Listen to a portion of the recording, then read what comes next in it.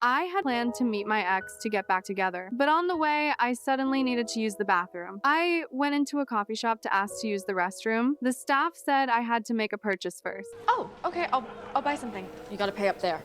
The line was very long, and I felt extremely anxious. I kept begging the staff to make an exception, but they refused and insisted on the purchase rule. At that moment, a man in line stepped forward. Honey, my wife would like a double espresso, although you've had trouble sleeping lately, right, babe? After a brief hesitation, I understood what he meant. I started cooperating with him right away. With his help, I got the restroom key. When I was about to go in, he took my coat. Can't leave my wife. It made me misunderstand what he was doing. I thought he must be interested in me. While I was in the restroom, I told my sister about it. I was certain he would ask me out later. I quickly walked out of the restroom, but that expected date invitation never came. At that moment, he noticed a tissue stuck to my shoe.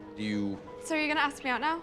Yeah. Without me realizing it, Nick stepped on it. And through a series of coincidences, our date began. During the conversation, Nick learned I was a law school graduate student, but I had taken a leave because of my ex, and I had been abandoned without mercy. I never told my family any of this.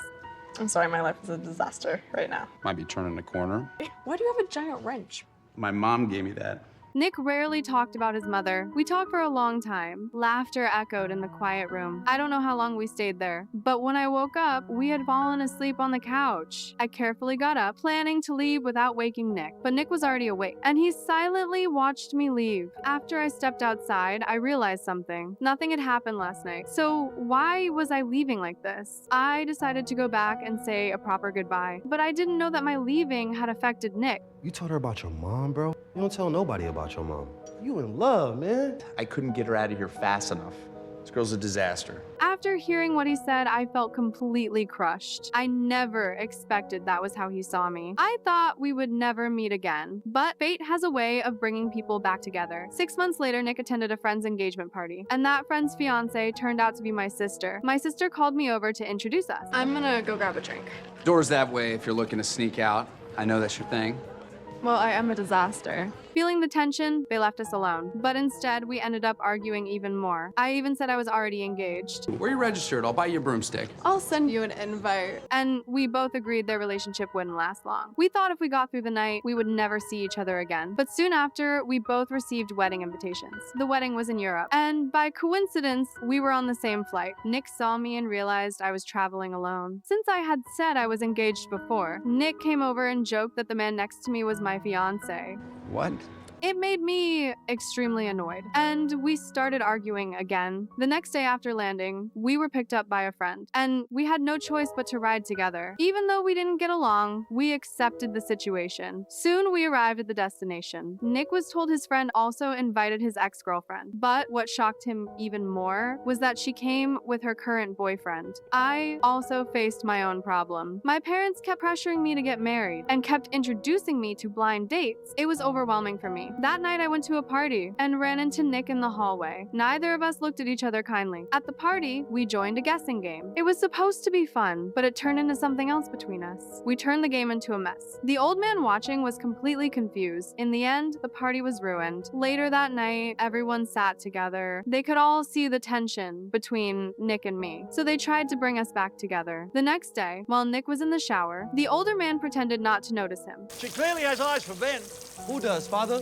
Hallie's spinster sister. And my sister said the same kind of things to me. I listened for a long time, but couldn't figure it out. Until Nick showed up. Then I realized what was going on. Hey. Oh God, they got to you too. I told Nick it was all planned, and they were trying to set us up, but Nick didn't believe it. He thought I still liked him. I had no choice but to pull him to the balcony. From there, Nick finally believed me. But while we were discussing what to do, the older man's wife started Plan B. She took us to the beach. So, Roger left his sunglasses on the sailboat. We couldn't refuse what the elders arranged. Soon, we got on a boat, but then I noticed something. My parents showed up with a man to greet us. He was my blind date. I felt uncomfortable about it, so I came up with an idea. If Nick and I pretended to be a couple, it would ruin my parents' plan. To make everyone believe it, we had to act close all the time. That night, I showed up in a blue dress. Nick couldn't take his eyes off me. Then we arrived at a cruise party. Nick walked straight to the car I was in. He gently lifted me out of of the car. Everyone saw it. At night, we danced together. Without realizing it, we both looked at each other differently. I even smiled without thinking. Then I snapped back.